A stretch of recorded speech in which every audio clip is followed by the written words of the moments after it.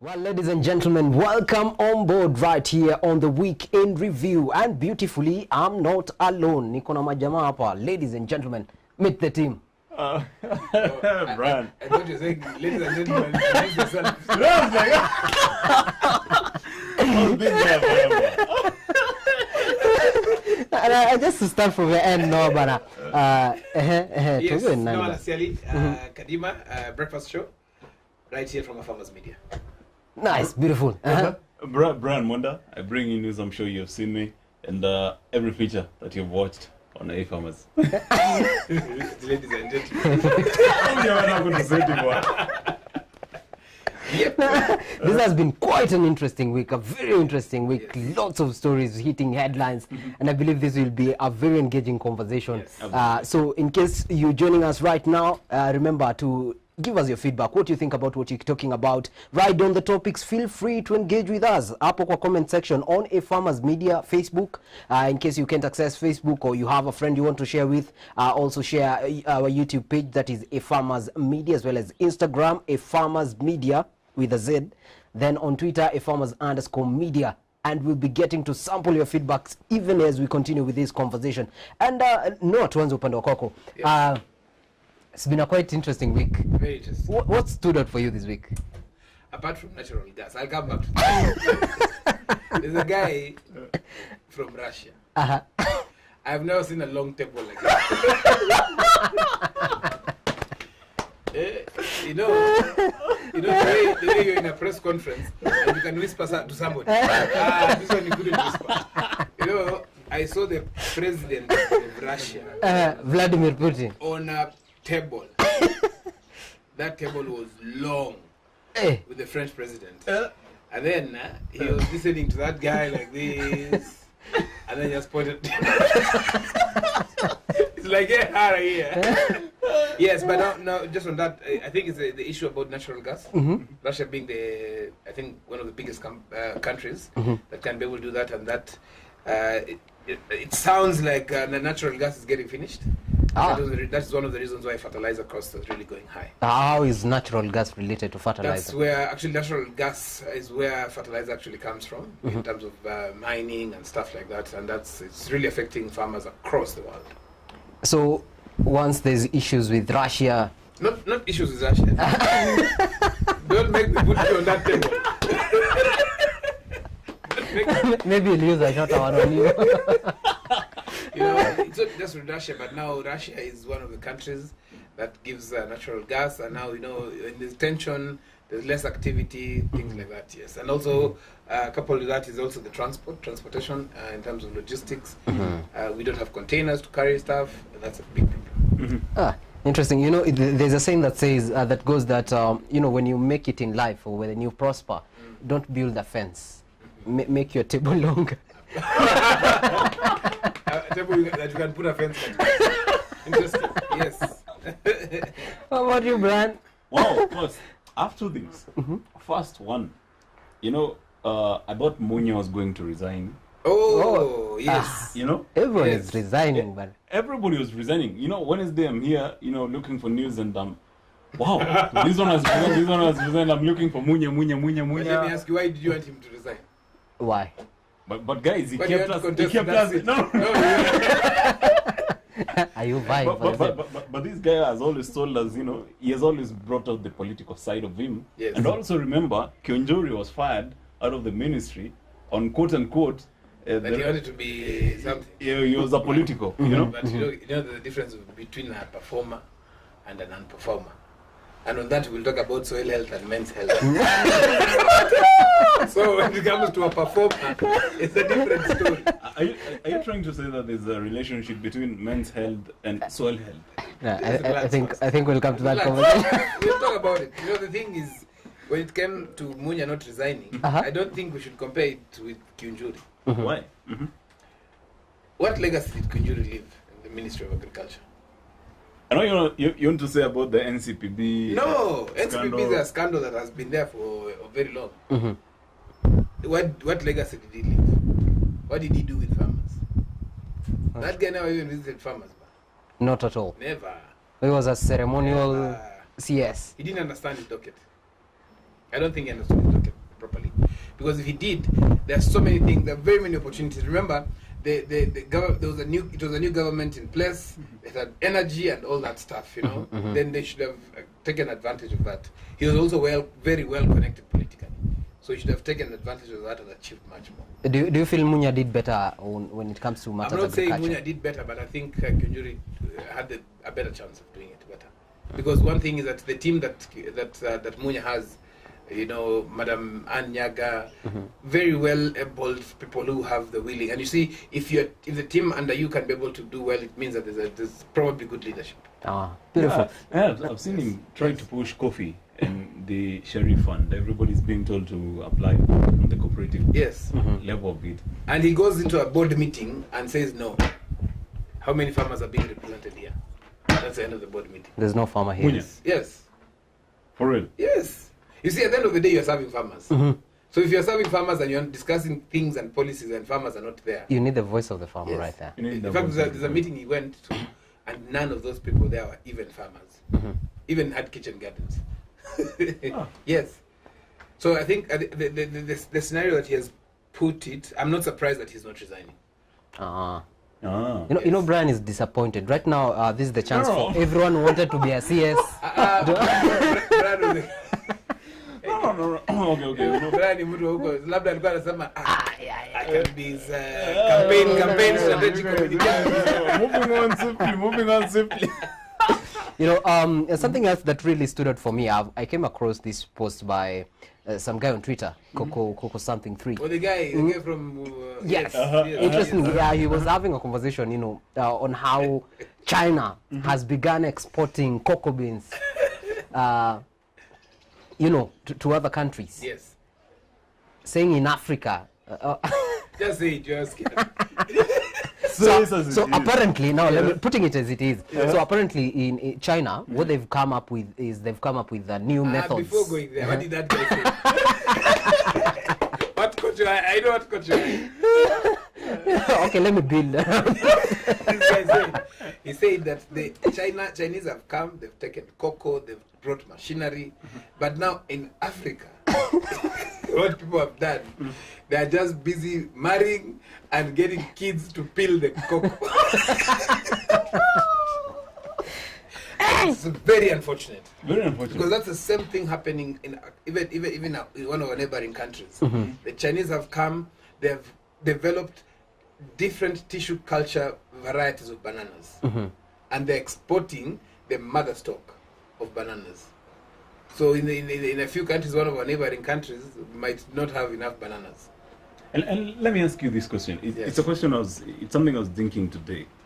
Is it that China is slowly depreciating everything and, you know, extracting everything from China, and then now they decided, you know what, we're going to bait Africans by giving them those loans that they won't be able to pay, and then investing into their resources because China is exhausting theirs.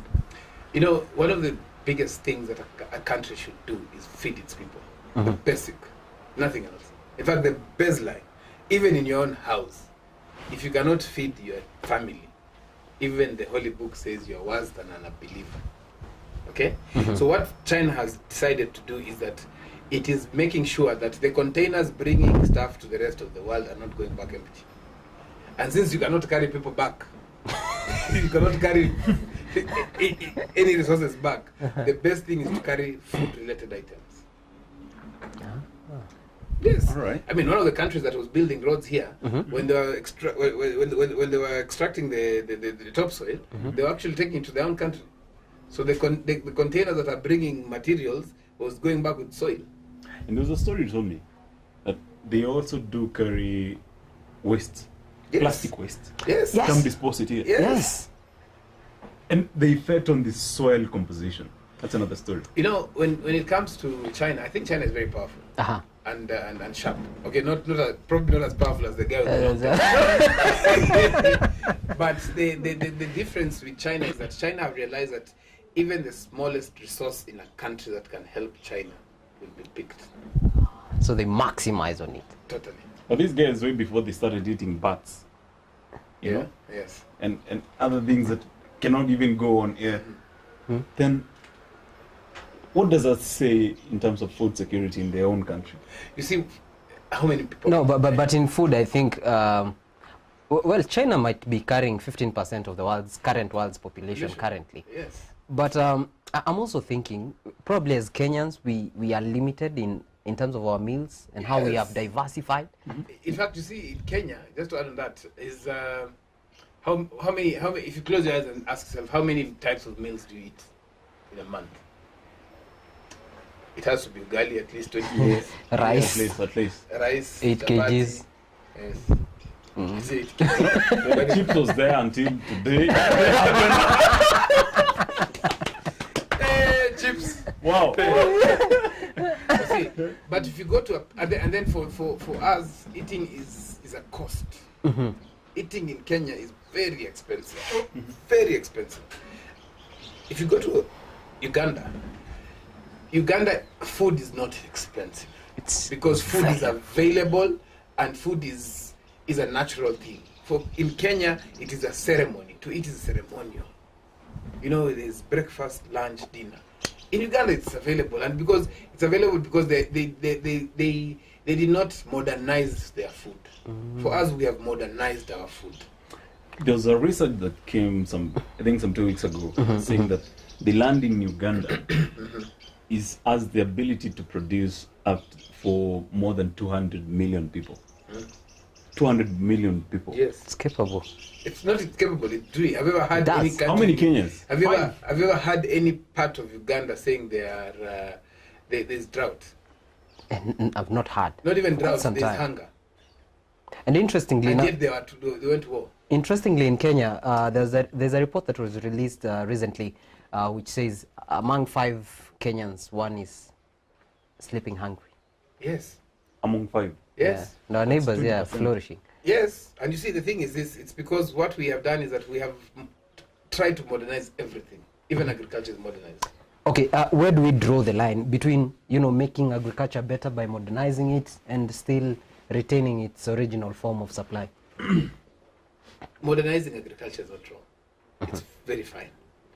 But don't modernize agriculture at the expense of people suffering from hunger. You get the scenario? For example, in your house, you cannot say that you will not be cooking beans because beans have gas and stuff like that. No. You just make sure that now what you improve is not the cooking of the beans. What you improve is the fuel you use to cook the beans. So you don't go and get beans, modern beans, because you hear the modern beans don't have gas. No. You improve if you're using firewood. You use firewood in a certain place, and then you put a pipe inside, so that the smoke goes up and not enters the house. So you don't modernize agriculture by finishing your people. You get the scenario? And then when it comes to modernizing food, what I mean is we have been accustomed to eating new Western culture kind of food. In Uganda, you go into a very big hotel, and you get beans there, they call it vijanjaro. Beans there with groundnut sauce, with matoke. Very rich meals. They call it? Vijanjaro. Sounds like some language from Western Kenya. Yeah, bro, wasn't there? But they're neighbors. But Uganda is in Western Kenya. Yes, by the way, you didn't know that. In fact, Western Kenya is supposed to be Uganda. Uganda was supposed to. Did you mean that? And you're saying Uganda was coming up to Naivasha. Yes. The Ugandan map originally, they say. Yes, it's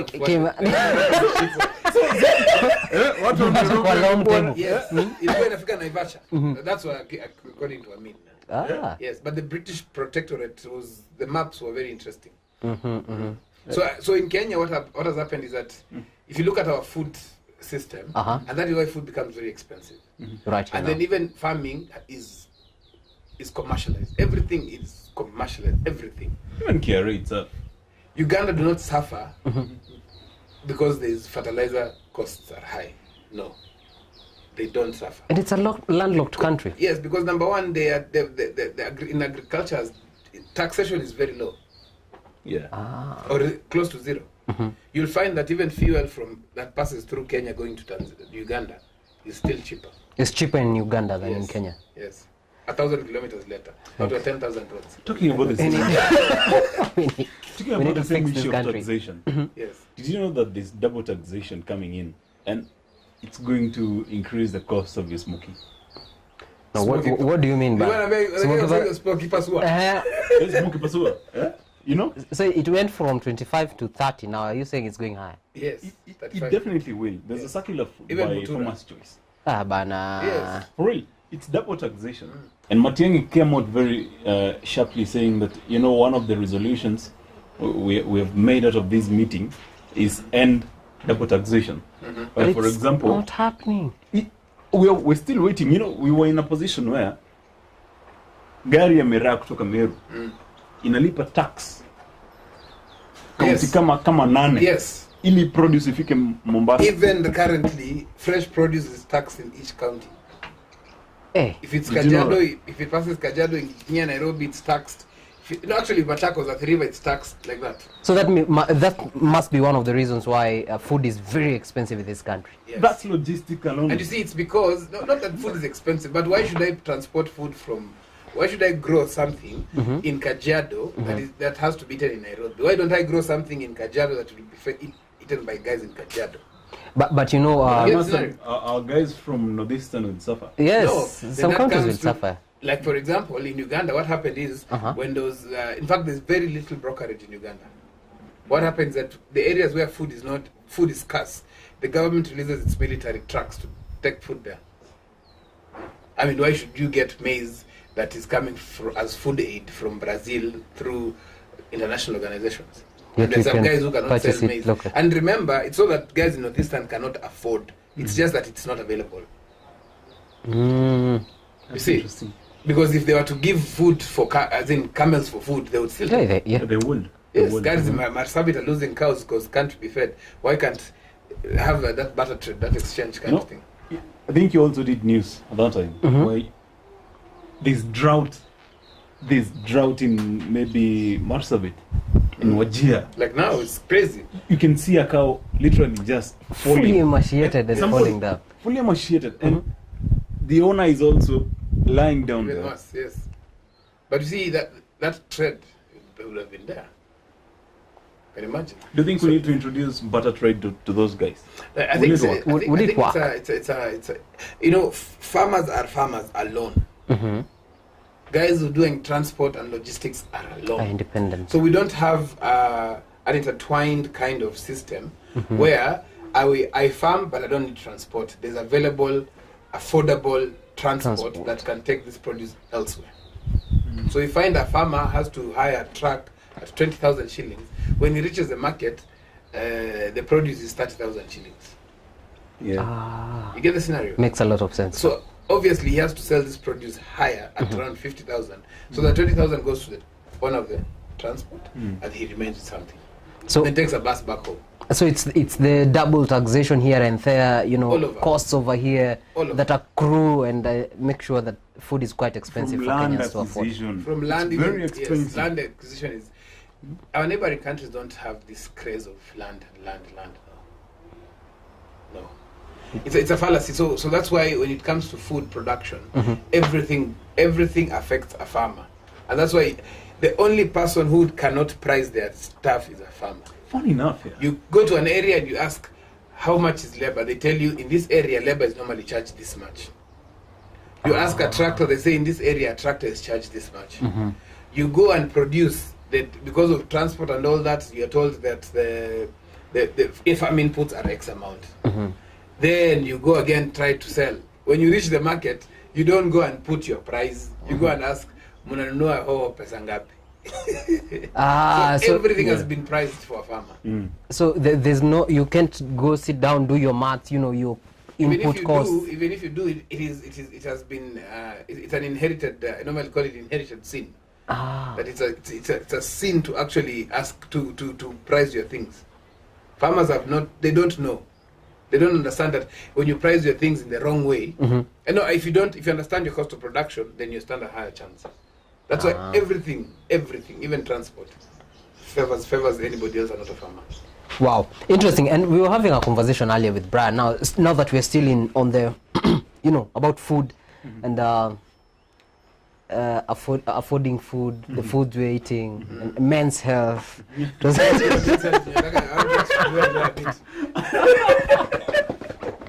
it's quite interesting. Brian, take us on. So now, guys, today,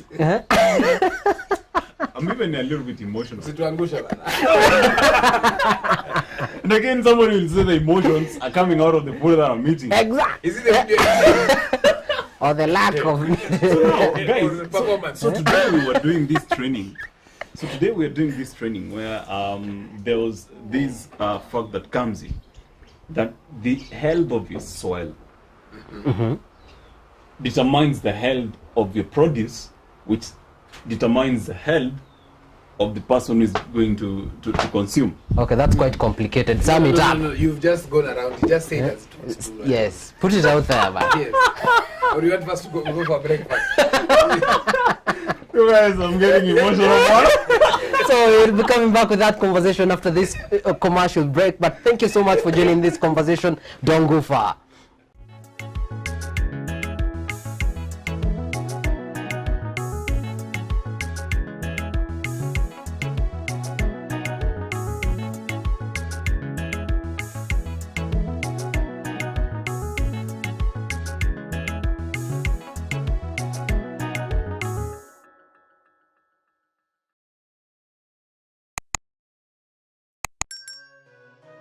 Beetroot is a highly nutritious root vegetable. The beetroot is the taproot portion of a beet plant. It is one of the many varieties of the genus Beta vulgaris, all of which are mostly grown for their edible taproots and leaves. Beetroot is a root crop that takes approximately 3 to 4 months to mature. Beetroot is a fairly easy crop to grow as long as the soil is well cultivated prior to planting. Beetroots do not enjoy wet, boggy or shady soils. Beetroot can be sown in trays and transplanted when the seedlings have 2 true leaves. Plant in full sun, space seedlings 10 to 15 centimeters apart, and rows 20 centimeters to 30 centimeters apart so they have room to grow. Beetroots are also ideal for containers or raised beds. Beetroots will happily thrive in small areas as long as there's at least 20 centimeters depth of soil.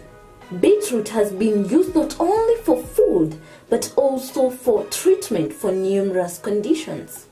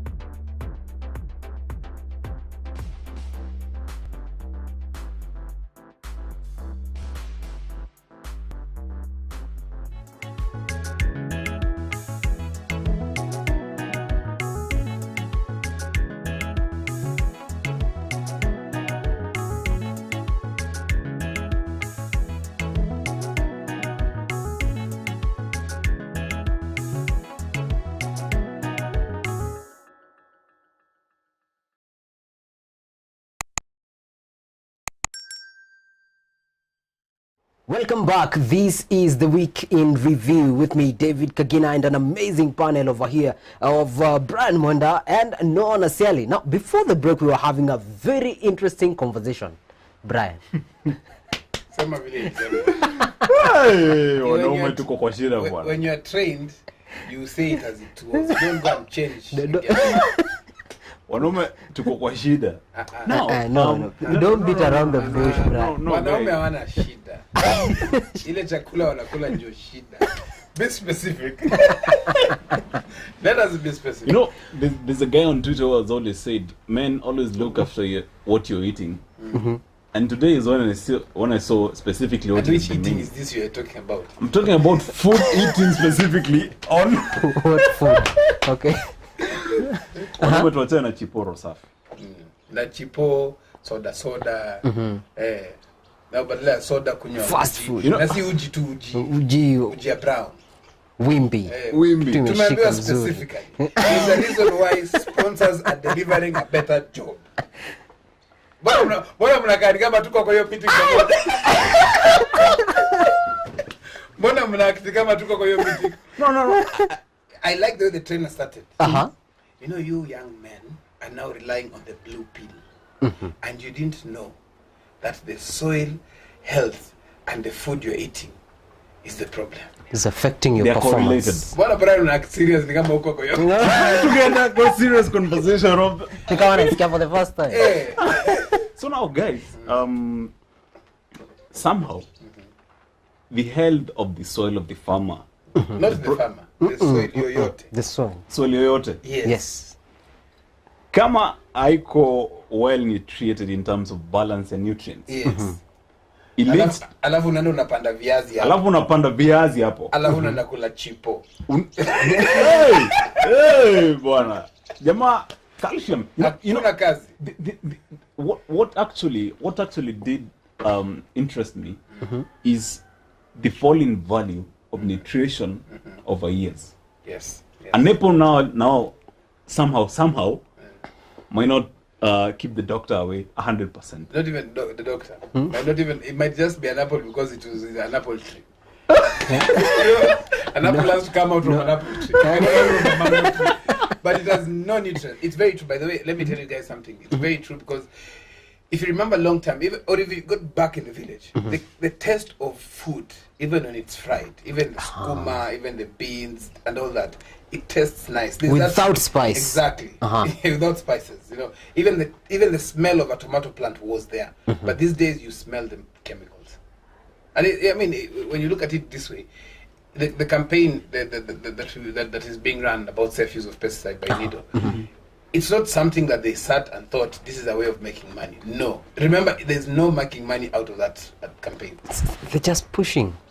Because of something very critical. Number one, you cannot grow organic. But you can now take care of what you're eating. Yes. By making, I know of some guys who only go and buy from specific farms produce. Because they know how the produce has been grown. You know, this is a question I've always asked myself when people are around me. Avocados have always been banned from export. Locally, we still consuming. We consume them, bana. Yote. Unaweka kwa githeri, And the- unaweka kwa mkate, Exactly. everything. You know- Because we have really, and for me that's the thing that I normally say is that we accuse some organizations for not buying produce from us. But the standard with which we are producing the food that we are consuming locally is very poor. But we have standards set locally. Yes, we have the KS 1758 that is supposed to actually make sure that any produce that has been sold has not been sprayed for less than 7 days. Just basic, the same standard that we are actually using to export food. Because if food cannot be exported, kama haiwezi panda ndege iende ng'ambo, mbona tunaikula? You know, quite interesting. While Kenya we are busy banning some 2-3 weeks, the ban of exportation of avocados, Kenyan avocados, was extended. Yes. Now Tanzania wants to tap into India in terms of avocado. Yes. So it's not only held, even commercially, we're being overtaken by the types of inputs you're putting in And your in farms. fact, and can I surprise you, in Africa, Kenya is one of the countries, actually top 3 countries, that has the best brains in agriculture. The best researchers, the best professors. If you go to some of the African countries, you will realize that some of the guys, dean of colleges of agriculture, are from Kenya. But what's the problem? What's What is the disconnect? They are a research country. So just do research Yes. and apply the research, We don't the even findings apply- elsewhere. You know, let me tell you something. This is it's going to sound a bit, it will raise some eyebrows somewhere, but I'll say it. The research that is being done in Kenya is paid research. So you give findings. You're not supposed to implement and give out the research that has been done. No, we are a research country. So we cannot consume the findings of we cannot utilize. Not that we can't. We can. We should. You see, it's actually basically like you cannot export our data. So what is being this given out is just data. How many farmers are doing this way and all that. We have a book. In fact, I have a book in my office that has, I think, 47 different varieties of avocado growing in Kenya. 47. You mean we have 47 varieties of avocado in the country? 47 varieties. As in each county can grow its own avocado. That's interesting. So there's a lot of research going on, and the research is not for helping the farmer. The research is not for helping men's health. The research is basically to be given out as a research. You know, research is always paid for. So when you do that research and that is not, it cannot be consumed. Like for example, if you go and search how to grow the best tomatoes in Kenya, there's a lot has been done by professors locally. Yeah. But you'll find that research you cannot get it available. You'll actually get, the closest you'll get is best tomato varieties grown research document in Japan by a Kenyan professor. And an abstract. Yes. Yeah. And then who is supposed to consume that? A normal farmer, not that farmers cannot, but it's not farmers' work to actually understand that. There should be somebody else who takes that research and say this research is for, the findings are for Kajiado County. Then somebody in Kajiado County, extension officers are taken through, then the bits that farmers need to know about is what is extended to the farmer. Are we trying to say that research is not well funded in the country? Somebody else from Japan is coming to fund so that they can know, for example, what our potatoes don't have, so that they can create fertilizers from there. Again, it's being commercialized. Now, if you're being given loans to build roads, how can we fund the potato? In fact, one of the best tomato research organizations is actually in Kenya. Actually, in Africa, I think it's after South Africa, Kenya is the country that has the best potato research institute. And that is that's where they grow the seedlings, and it's taken to South Africa. And then they're grown and they're brought as imported. Not as potatoes. No, as frozen chips to be cooked. Wow. They actually imported as frozen, so that you don't know the variety. Oh, they are peeled and everything. They are peeled, frozen, brought in. You know what's interesting? Yesterday we were doing rounds with Kagna, someplace, somewhere. And we found out everything is being frozen nowadays. Sangapi na Hata Githeri. The night is long. The night is long. Githeri is being frozen. Everything is being frozen. Which is actually just...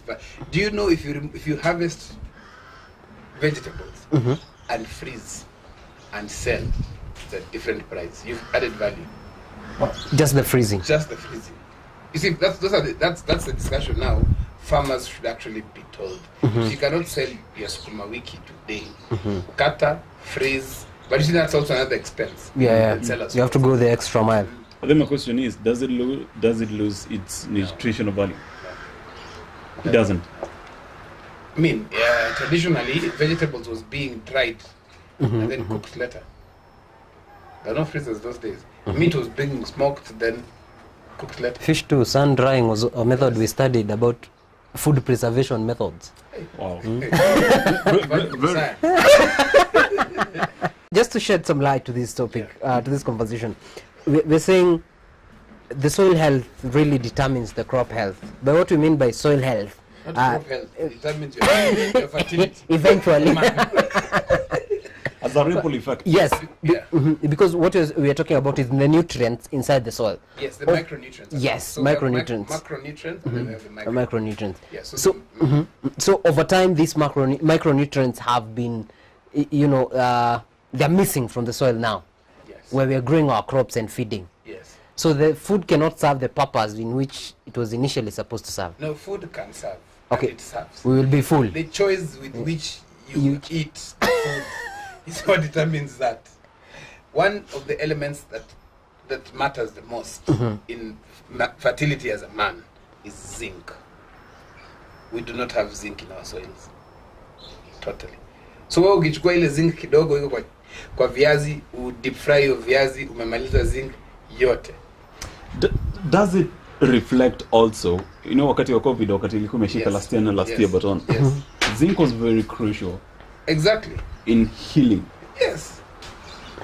post COVID. And there was no carbohydrate necessary for you to heal. It was vitamin C, vitamin D, and zinc. Oh man, umejaza ugali. And even talking about zinc, last year baton, we've been battling COVID. And zinc was very critical in healing, Yes. And now this zinc is what is no longer in our plants. It's not what? Carbohydrates, not proteins, just zinc, vitamin C, and what else? What else? And vitamin D. Yeah. Natural sun, zinc, and vitamin C. Machungwa. Some oranges. Yes. Absolutely. So that actually what it tells you is that our soils have been depleted of the micronutrients. So these basic nutrients is, in fact, let me surprise you, if you don't know, is that the blue pill, kagina cheka tu nasikia Super. the blue pill, its highest concentration is zinc. Ah, Yes. So you're saying performance and zinc. I never knew that. Now you know. Toya macho. So the food that we're eating is coming from soil that does not have nutrients. It has been depleted of the necessary nutrients totally. So you grow food, you grow beans, you harvest beans, but it's not rich in. That's why you don't find double maize. Remember, a long time you could get double maize cobs. Yeah. Yes, you could get beans that are looking really good. You'd go to the village, and your parents actually sometimes even package food for you back home, back to Nairobi. Yeah. Now you have to take food back home. Yeah. Yes, our bananas are no longer healthy because the humus is gone. The humus is gone totally. I've been lying to myself every morning. I buy bananas. And they're healthy. Labda zifry nikiona you are very healthy. Hata nimechana mkate. Potassium. Then you boil, unataka dufu, boil nyama yote. Ndio hivi. Alafu unaamua jueni bachelor, utajisumbua. Zote tu kwani nani anaona? Na viazi yote ndani. The one of the components of the blue pill is actually zinc, which is now not available in our soils. So that is why now that it affects a lot. Even something very interesting. Though we cannot just mention everything, is that the composition of your body is dependent on actually the food that you eat. Then the more natural the food you eat, the healthier you are. The more micronutrients you have. They actually, yes, but now the micronutrients are now the more traditional part in its best form. Remember, like maize used to taste like maize, yes, but now you find that you have, we're actually farming, and that's why when you're talking about modernizing agriculture, modernizing agriculture, it means that developing seeds that actually are resistant to some diseases, and then you're adding pesticides that fighting some pests. But you see, some of the formation or the composition of our soils would prefer to have some of the microbes from some of the insects and being eaten and then broken down to the soil. But now we are cutting that process by actually really modernizing and saying, this is a pest that is actually fighting. This is a seed variety that is resistant to a certain disease. But we are killing the natural formation of soils. Yes. Once you look at the future, are you seeing a future where we're taking more supplements? Because the soil doesn't have, so we are lacking. Yes. Mm-hmm. Now we will be now replacing. Yes. Najua hii chip yenye nakula haina zinc. But so after zinc mimi mwenyewe otherwise. Either through the blue pill, what do you mean? Yeah. No.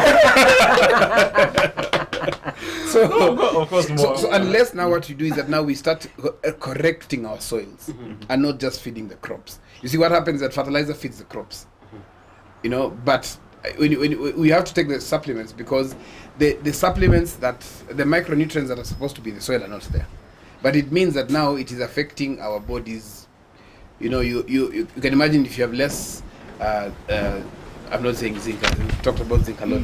You have less nutrients. You get kids, they now have less. You get now you find that you are now dependent on supplements. So essentially, all these fertilizers we are talking about are solutions to symptoms, not the actual problem, which is the soil. Yes. Interesting. Brian, one takeaway even as we wrap up? You know, today I learned something interesting. The best way to know your soil is healthy is earthworms. Yes. Does it have some earthworms? Yes. Because they don't flourish in soils that do not have enough nutritional value.